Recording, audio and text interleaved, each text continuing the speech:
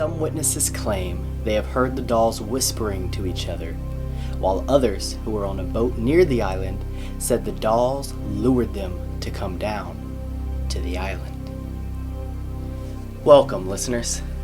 I'm the one known as Cool Josh.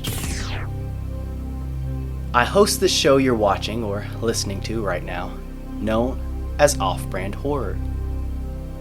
The hope is for a little entertainment during these end of days, even if that entertainment is based on the terrifying and sometimes gruesome misfortune of others. Today's episode, however, is about dolls. Lots and lots of dolls. So many dolls that they cover up an entire island that you can go visit right now. Where did all these dolls come from? Why are they there? Do they come alive at night?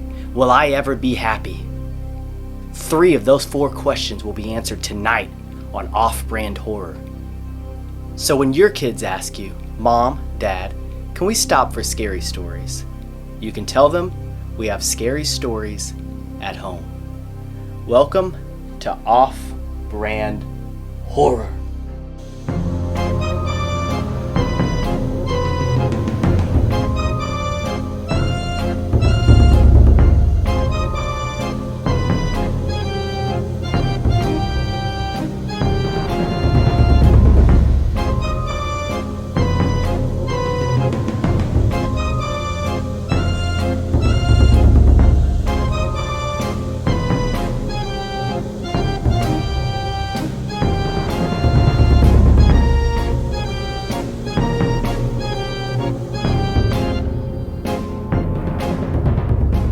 Good morning, good afternoon, or good evening. You're listening to Off-Brand Horror. I'm Josh. I'm Kristin. And this story is about an island of the dolls. Can't act more creeped out than that, Kristin. Oh, I don't respond to nothing. So this is a story. This was completely new to me when I was looking into this. Albert told me to look this up. Albert is a friend of mine, for those of you who don't know.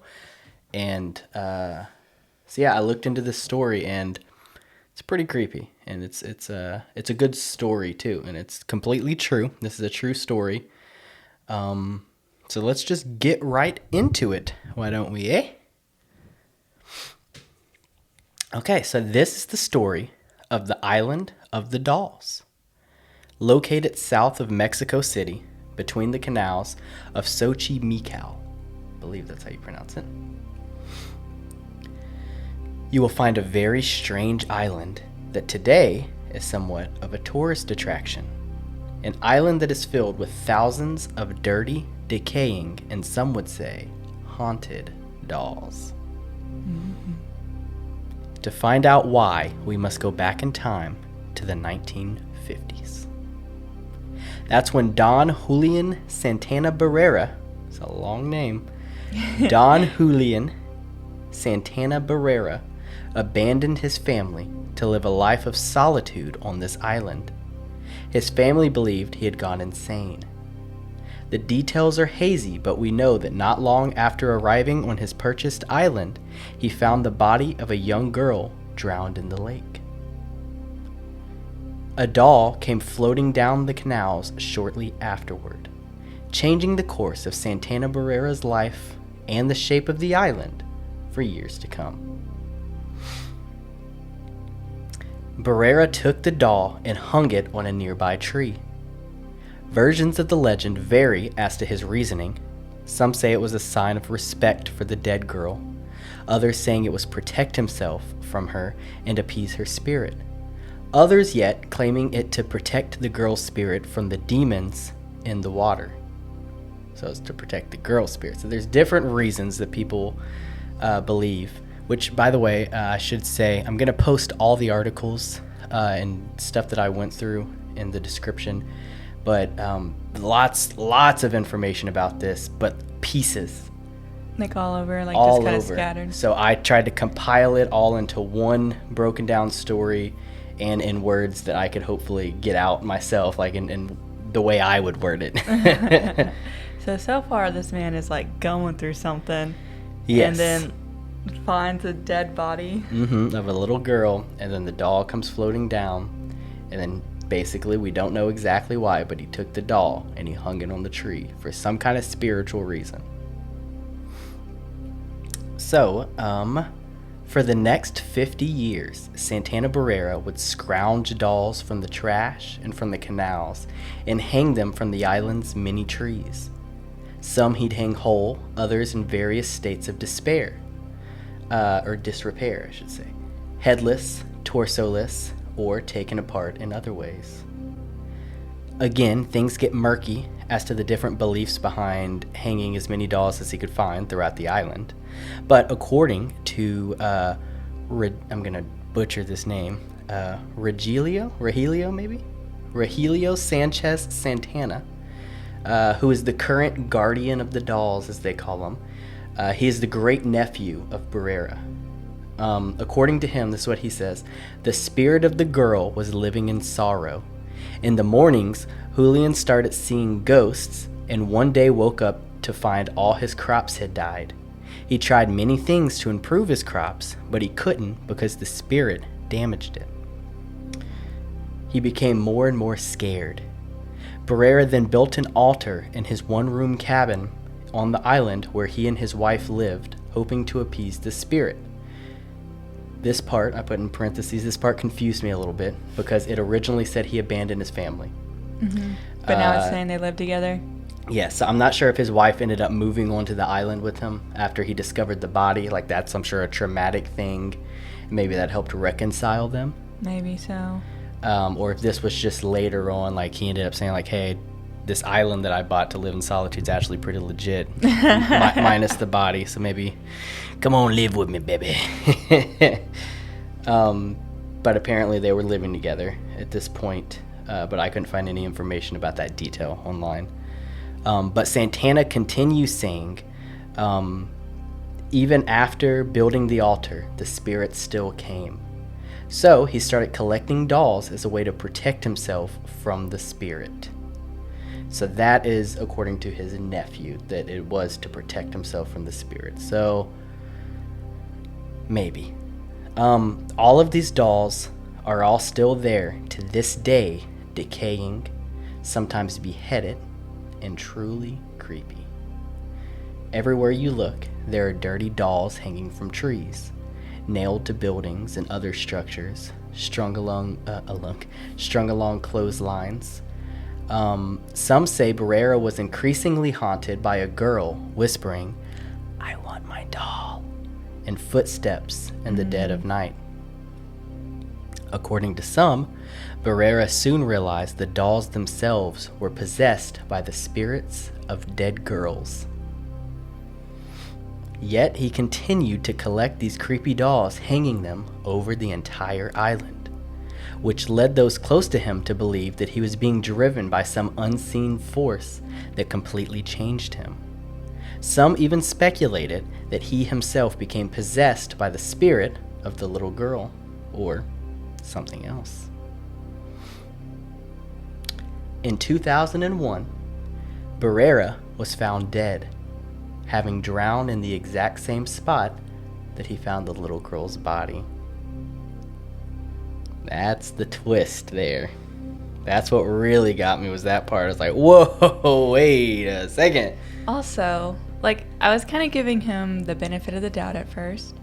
Like, to find a dead child would be traumatizing, and you probably want to honor the child in some way, like, if it really affected you. Right. But, like, it seemed like the spirit was after him and, like, kind of vengeful. So I was like, did he actually murder the child? Yeah, I don't know. There were also other versions of this story where he actually saw the girl still alive when she was drowning, and he rushed out there, and he couldn't get to her in time. And so he felt guilty that he couldn't save her, and then also maybe she was upset that she didn't get saved. Okay. I can live with that version. Yeah, hopefully he didn't murder. Yeah.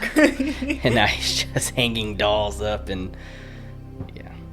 Yeah, if you started just, like, hanging dolls after like a traumatic event and just kind of getting that deep into it. I'd be like, you need to get some help, or you need to tell me some secrets.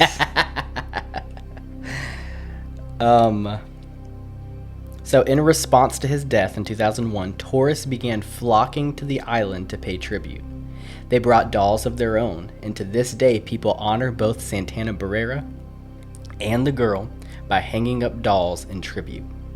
Or perhaps to continue appeasing the same spirit or spirits that Barrera was appeasing before his death.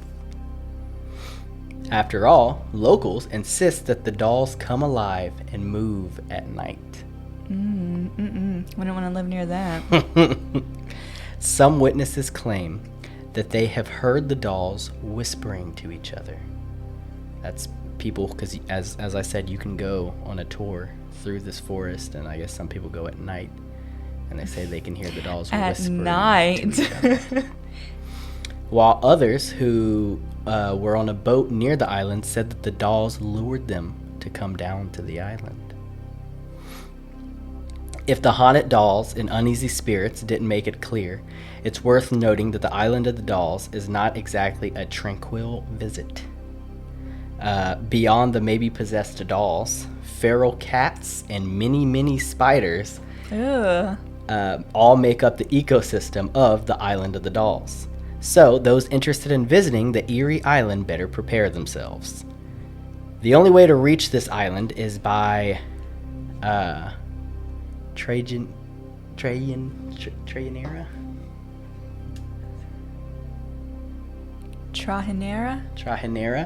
which is a colorful ferry. So there's, you can go look up pictures. There's like colorful ferries that they go on like tours and stuff all around. And for people who might not know what a ferry is, it's a boat. Yes. Because when you said colorful ferries, it kind of sounds like the Tinkerbell. Yeah. Many of the boats won't have the Island of the Dolls in their itinerary, so thrill-seeking visitors will need to ask to be taken there. Some drivers still refuse to go near it because of the weird energy they get there, claiming that the dolls have tried to lure them and even possess them. So that is the story of the Island of the Dolls. That is strange. Yeah, I thought it was an interesting story. It wasn't at all what I thought it was going to be when Albert was like, you should look up the Island of the Dolls. Yeah, and I had heard of it, but I never knew like what the origins of it was. I thought it was just for some reason dolls kept showing up at this island, like floating down a river or something. I didn't know there was actually a person behind it. Yeah. And that's kind of crazy how like one person can create such like a memorable thing, and like everyone goes there now. And seemingly like not on purpose. Right. I'm going to pull up some pictures to show you. But yeah, so I wonder what the real, like what really went down. I know. I know. So there's a picture there.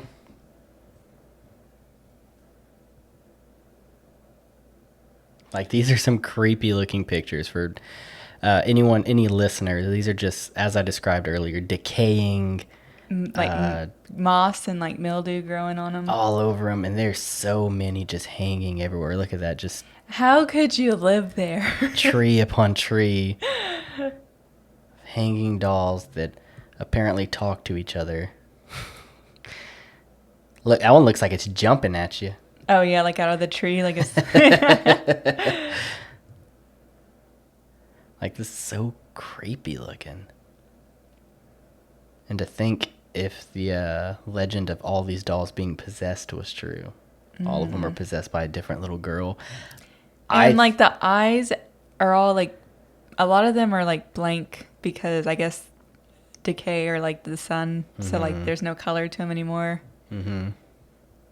Yeah, I think if there is, like, look at that. Looks like blood all over it. Yeah, someone had to mess with that one.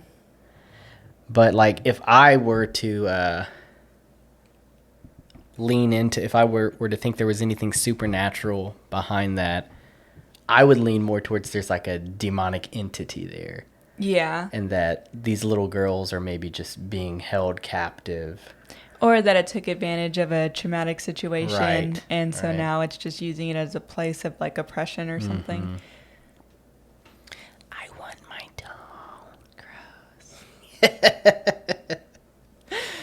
Oh, that's sad though. You know, if it is a child that's like kind of stuck there, Yeah. just wanting their doll and to be normal again. Yeah. Well, I told you I was going to do Island of the Dolls. Again, you hadn't heard the story, but I asked you if you knew any creepy doll stories or if you wanted to look any up, and it's my understanding that you did, in fact, do that. Is that right? Yes, I found one, and I had heard this story before. I think it'd been a while, and I don't really remember what it was about. But it's kind of in the same genre, I guess. Okay. You ready to hear it?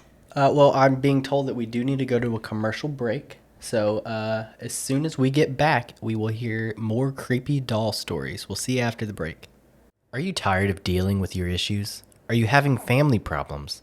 Are you too depressed to care about your anxiety, yet too anxious to stop worrying about your depression? Introducing Off-Brand Horror Alcohol. Unlike other alcohol, Off-Brand Horror Alcohol gets to work immediately. Just one sip of this stuff and your feelings are numbed head to toe. What type of alcohol is this, you may be wondering? Don't worry about it. Here at Off-Brand Horror, we're not worried about how long the bourbon was aged. Should I drink the tequila in a shot or as a margarita? What are the flavor profiles of the wine? No. We're worried about getting drunk. And whatever mistakes you make while intoxicated, we guarantee you will forget by the next day. And if you don't remember it, it never happened. Just listen to what this longtime alcohol drinker has to say. I swear, whenever I drink, I make me feel like, because I just feel better when I... Off-Brand Horror Alcohol. Finally, I'm happy.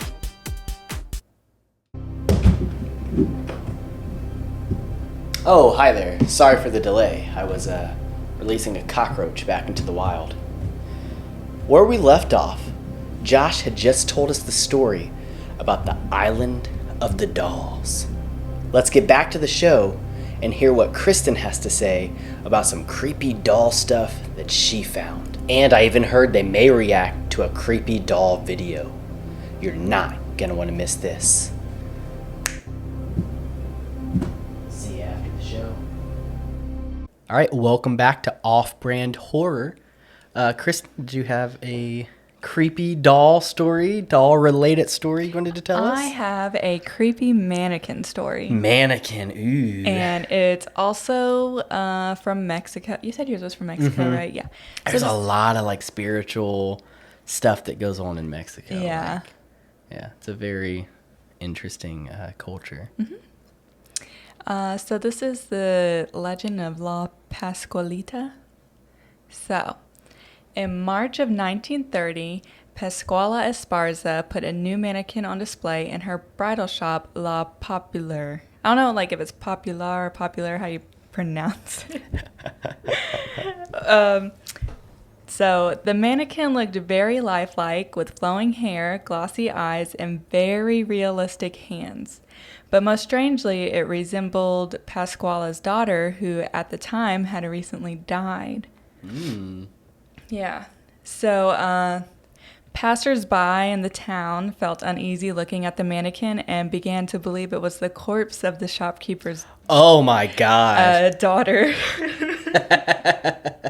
So, rumors started spreading about that. Right. And people would say that it would blink or it would, start moving at night. So, over the decades, people have debated whether it's a mannequin or a corpse. But experts tend to agree that it is a mannequin. The one thing that keeps this topic in debate is her hands. And I looked at the pictures of this, and if y'all should too. The hands are the most realistic part of the mannequin, and it's kind of off-putting. Did you save any of the pictures? No, I didn't do that. I should have. Yeah, you can show me and I think can put have it it on still pulled up on my phone. And Okay, well, if you have it, after you're finished telling the story, you can pull it up. So, the hand, it looks like it has fingerprints and, lines and wrinkles and stuff, and and they have discolored over time, and the cuticles have dried out and drawn back from the nail bed like a dead human? Yeah, like a dead body's would. Come on. Okay. What am I missing? Where'd she get this thing? It doesn't say. I mean, this happened in the 1930s. From what I found, it didn't really say exactly where she got the mannequin from. Yeah. If this was truly, just her buying a mannequin she liked, she wouldn't have known that it was going to cause such a stir. But, so. Except for the fact that it looked like her daughter. Yeah. I mean, I saw pictures of the daughter and the mannequin, and there is like a resemblance. It has like the same face shape. The nose would be different, I would say, the most, or like the eyebrow part. But yeah, so the hands look really weird. And the mannequin is still on display in that bridal shop in Chihuahua, Mexico. Really? Yeah.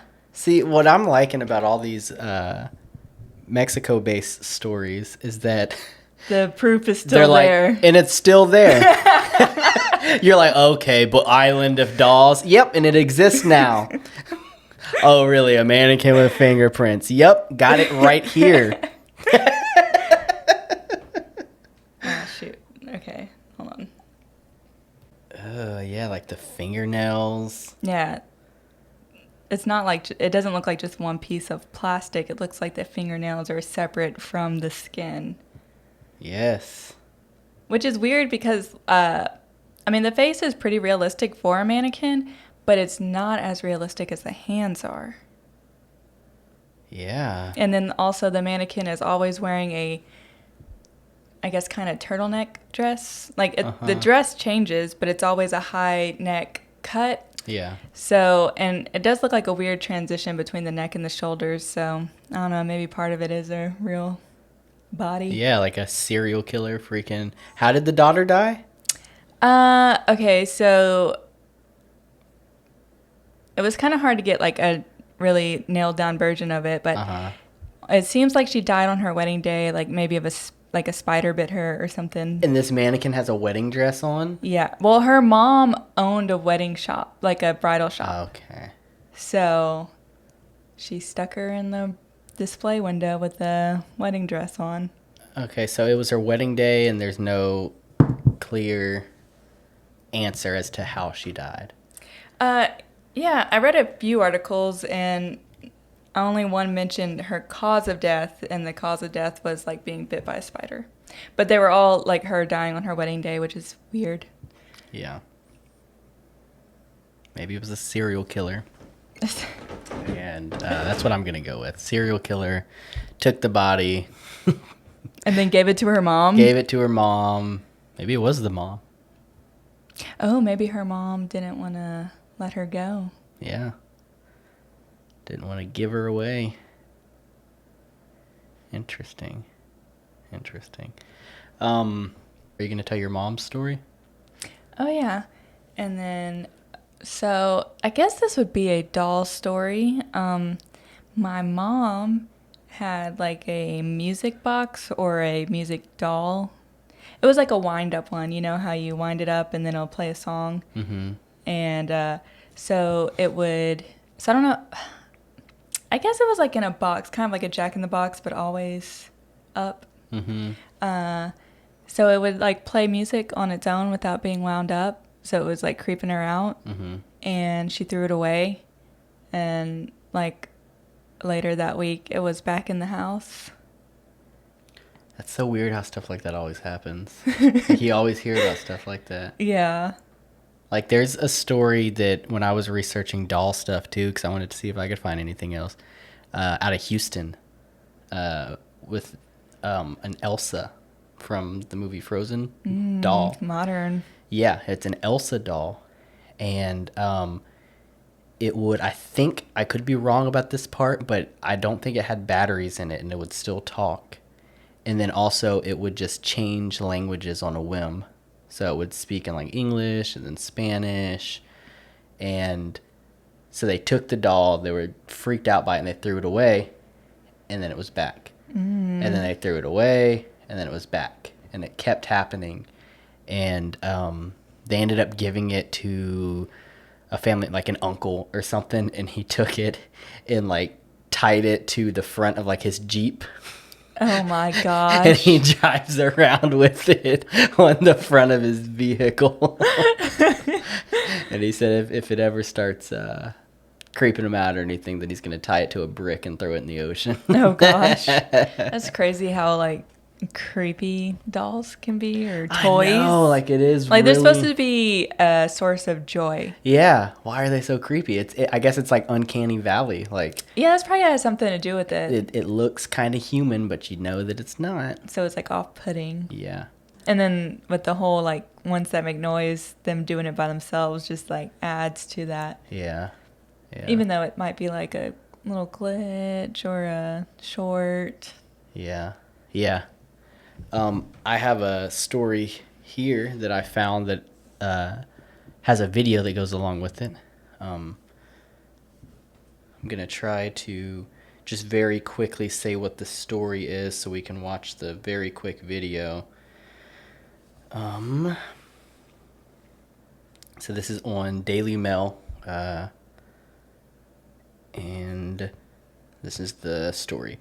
A creepy puppet said to have choked its former owner has been filmed moving inside a sealed glass container in the dead of night. Why is it always at night? Paranormal investigator Jane Harris, 32, from Stourbridge, West Midlands, recorded the puppet every night for 3 months after its previous owner claimed it tried to choke him to death. And last month, she was left dumbfounded when her cameras caught the chilling moment the wooden doll appears to come to life. I would be getting rid of that thing so fast, and I'd also be so paranoid that it'd make its way back. Night vision footage shows the puppet's operating cross.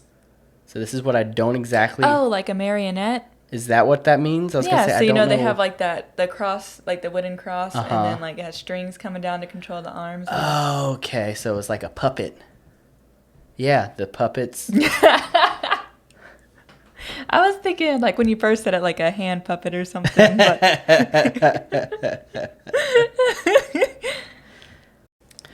So yeah, it says the night vision footage shows the puppet's operating cross slowly moving upright before crashing into one of the sealed box's glass panes. Jane, who investigates haunted dolls, said, "I've never had anything as exciting as this. I've caught pictures of mists, orbs, shadows, but nothing as physical as this video evidence.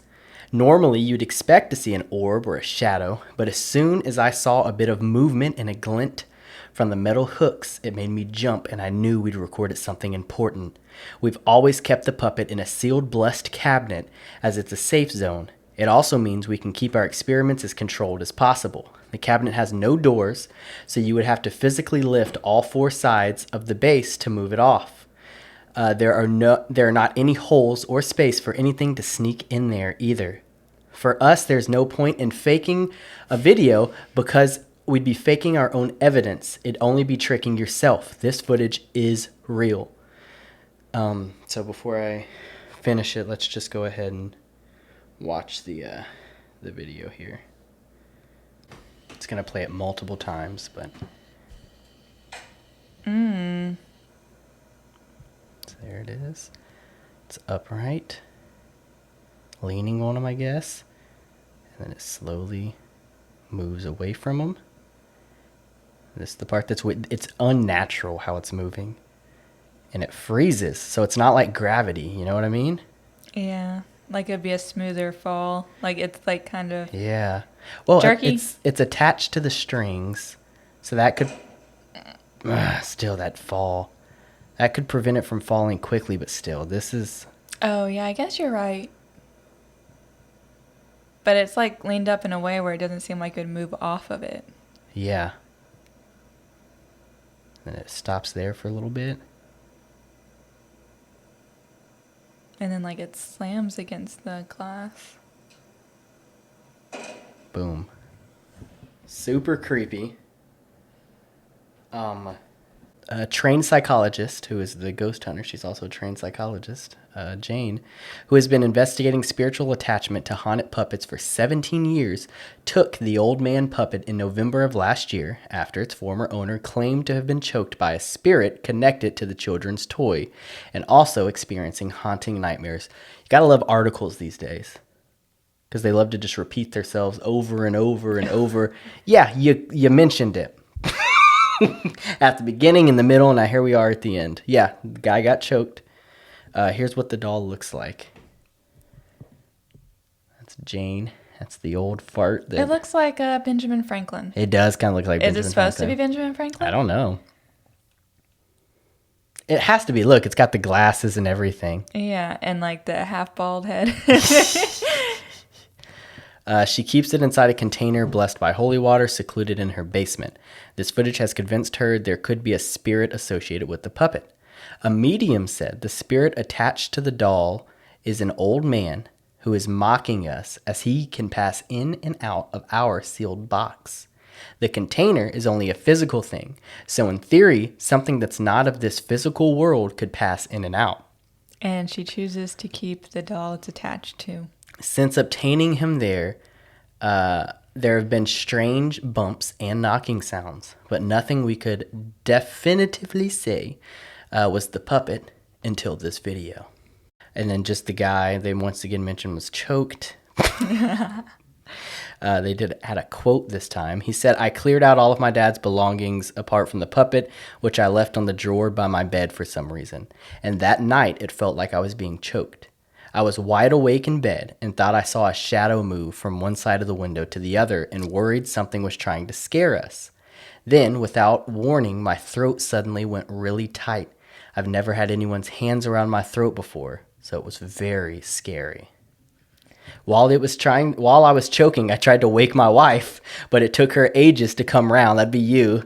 I'd be over there. I kick you like, just Josh, chill out, I'm trying to sleep. Over there with sleep paralysis again.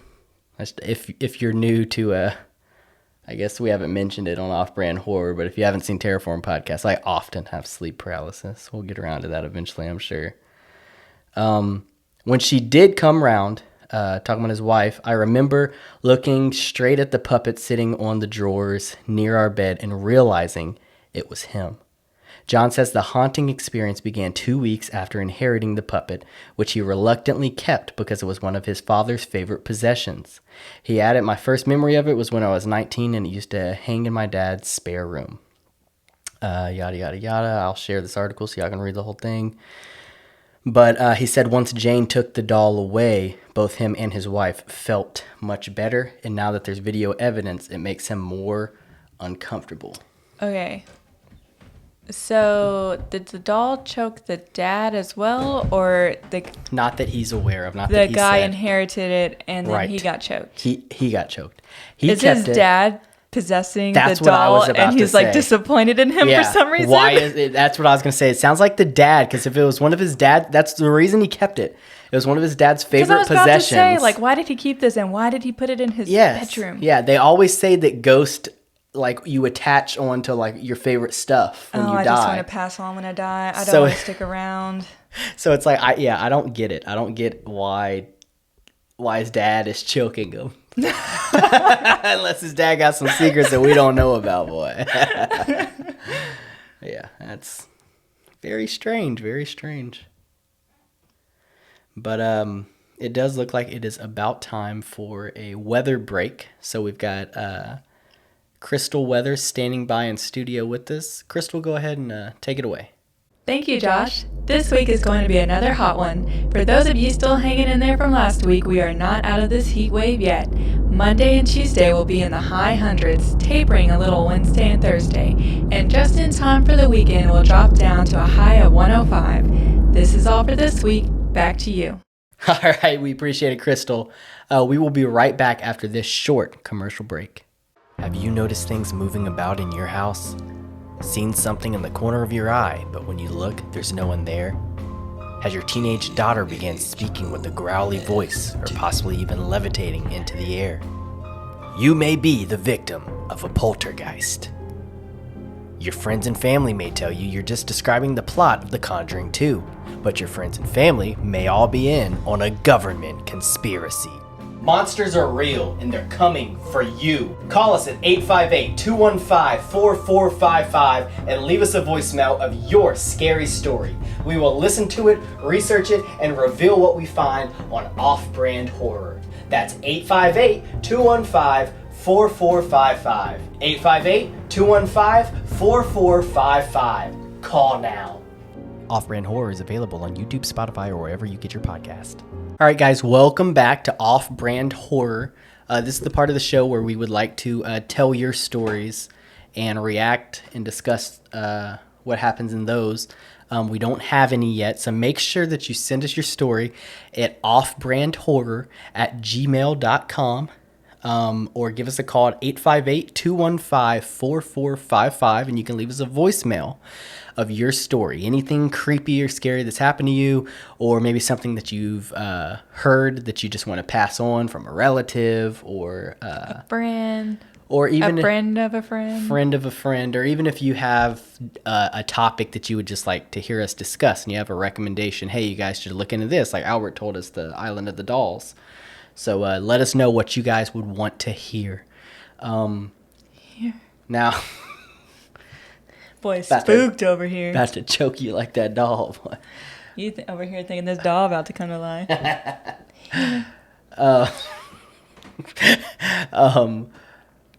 Now we understand this is, we're recording 5 episodes before we ever release the first one. So that's hopefully why we don't have many or any We're going to be calls 20 episodes yet. in. So guys, we would still love to hear from you. 858-215-4455.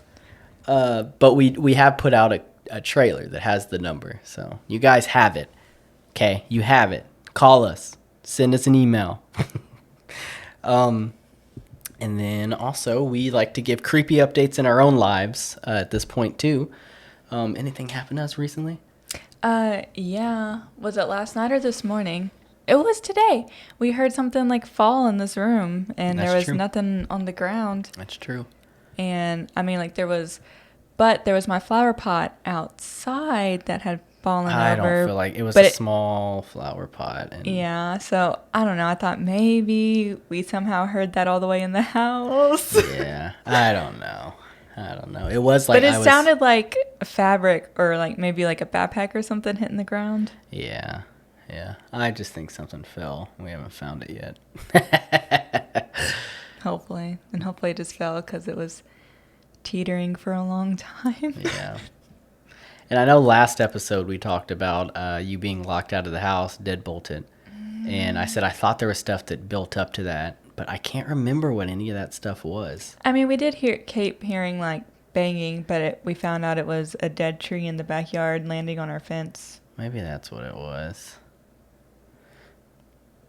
Well, I can't remember. I know there's other scary stories, stuff that's happened to us that we have discussed on Terraform Podcast, which was what we were on before we started this project. That maybe we could eventually just start telling some of those in case there's people that are listening for the first time that didn't hear us on that show. So maybe we could start resharing some of those. I know there's some stuff that I want to revisit just to maybe look into even further and just to retell some of the creepy stories, some of the standouts that happened to either us or members of our family, just because it's stuff that is stuck with us for so long, you know? Yeah. But I guess we're going to go ahead and call it. Hope you guys enjoyed this episode. If you could subscribe, share the channel with your friends if you enjoy, share the videos, the podcast, wherever you're listening to it. And we will catch you next week right here on Off-Brand Horror. Bye. See ya. Wow, the end of another fantastic episode.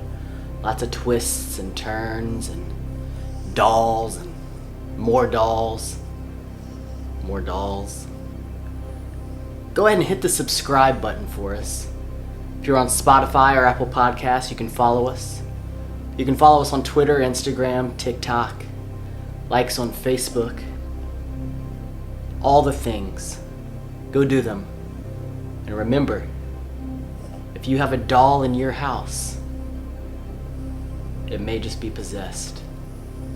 And if it's not, I certainly hope that you have children. Because otherwise it's still creepy. You shouldn't have dolls otherwise. In my opinion. Really, you can do what you want.